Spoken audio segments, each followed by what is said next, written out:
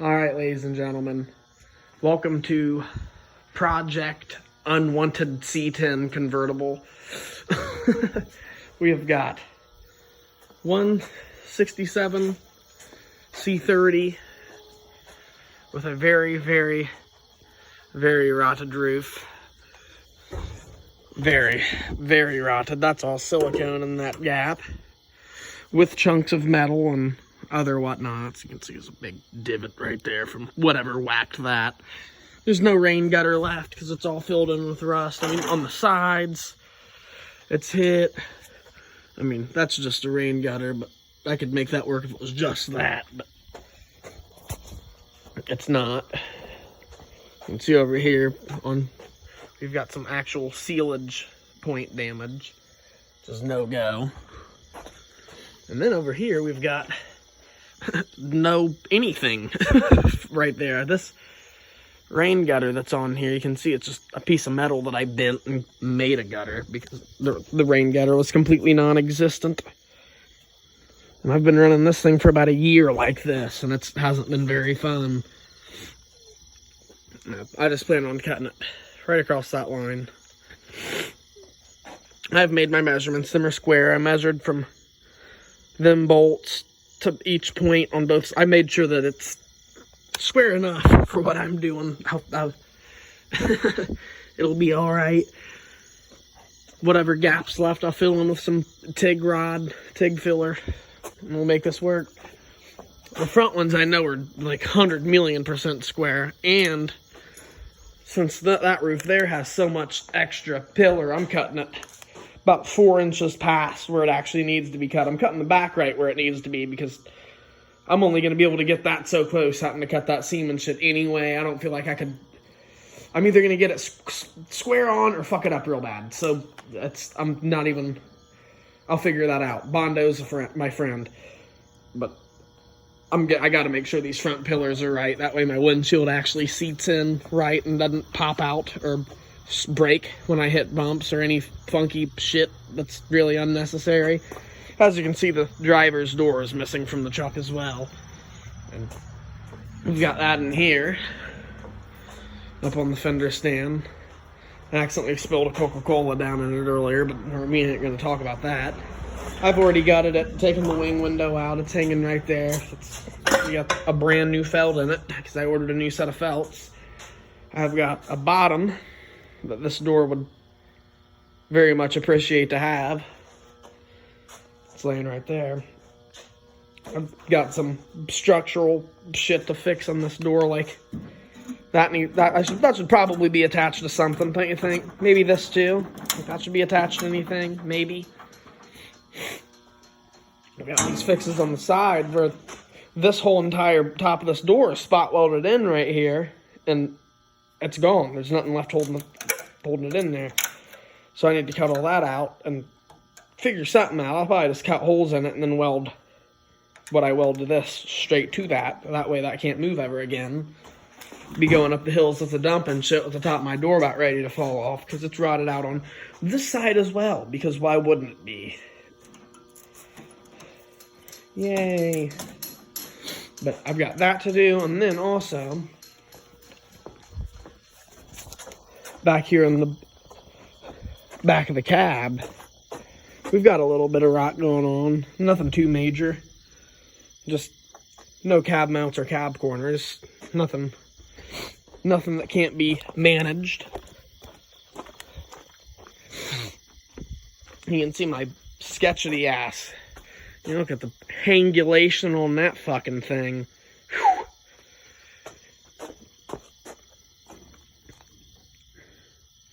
And you can see it's actually the piece of C-channel here. Here, let me get up underneath of this son of a bitch. The piece of C-channel right there, that the cab corner, or the cab mount sits on, is completely rusted away as soon as the cab mount ends. I don't know what that's more than likely from salt being splashed on it or what the hell, but yeah, it's non-existent, and the front ones are as well, because why wouldn't they be? You can see up there where that fender bolt's on. I've got these mounts here that I ordered from Plastic Industries. that bolt right in there, and you just drill your holes in the end and bolt your fender onto the edge of them. And right there, you weld that sumbitch straight to your rod for your piece of C-channel for your cab mount. And that sumbitch goes right in there. You can see those two holes that are pre-drilled are, if you look up underneath it here, let me get back down here. You can see those bolt holes, those bolts, which is what that bolts to. You can see the little bit of this bracket that I'm about to weld in that's left underneath of those bolt heads. There's not a lot of it, but there's a little bit. Enough to help me get it up in there square and shit.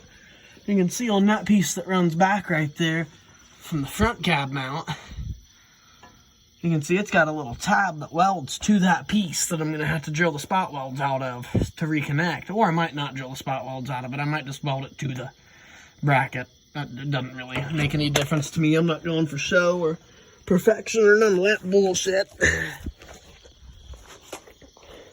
But you've seen that tab that welds to the bracket. And the one over here is still completely intact. You can see it right there. Let me set the slide up so I can point at it. Right there is that tab. It has to be welded to that piece. And it's already, nature has already separated it from it for us. So we don't even have to worry about drilling out any spot welds. Yippee. You can see even the bottom part, that bracket comes down across. It's even still there. So it shouldn't be too hard to get these things squared in and stiffened up. You can see my cab mounts are just hit. And it's not, I wouldn't even be too worried if this part of the cab mount was blown out. But the fact that it's this part, instead of it making it just hard when I ride, it's when I hit bumps, the whole fucking cab goes up and then slams back down. And with all this shit being rotted out, I don't like my cab doing a lot of slamming with the fucking frame being all ate out. Not the frame, but the cab frame. It's no good. And then I've just got some little floor patches I need to do here and there. I already had the tank in. Like I said, I've probably got, when I got the truck, it had 19,000 on it. It's got 26 on it now. So that's how many miles I've put on this truck. With all of this being exactly the way that it is. I mean, once I got it out of the woods for $400, I just burned all that shit in it so I could start making money with it. And here we sit. You can see my patch that I had to weld in that cowl there where it was all rot. It was, you can see where it's rotted out down there. It was 15 times worse than how it is down there. The width of that piece of steel was the furthest point that it was rotted back. So when it was raining, it was just coming right through. You can see the top of the patch right there, at the bottom. It was, yeah, look right there. There you go. There's a good shot of how far it was rotted out. That son of a bitch was raining right on my feet when I'd be going down the road in the rain. And it was not fun at all. You can see I went under the lip that's under the hood and then all the way to the very outside edge of the firewall, which made it really where it ain't leaking. I mean, I've been able to drive this truck for months now without getting my feet wet. You can see where I welded it right through the inside of the firewall there. I mean, of course, this wire loom I've got up in here is in the way, but yeah, you can see it under there. I cut another piece for this just because when I hit the brakes, the master cylinder had moved forward about 1.25 inches because this whole fucking firewall was bending out when I'd hit the brakes. And I didn't like that very much. Just when you got this thing loaded with 12,000 pounds of shit, man, it ain't very fun having the firewall move out from you when you're hitting the brakes. And see, I've got some, looks like a mouse gave me a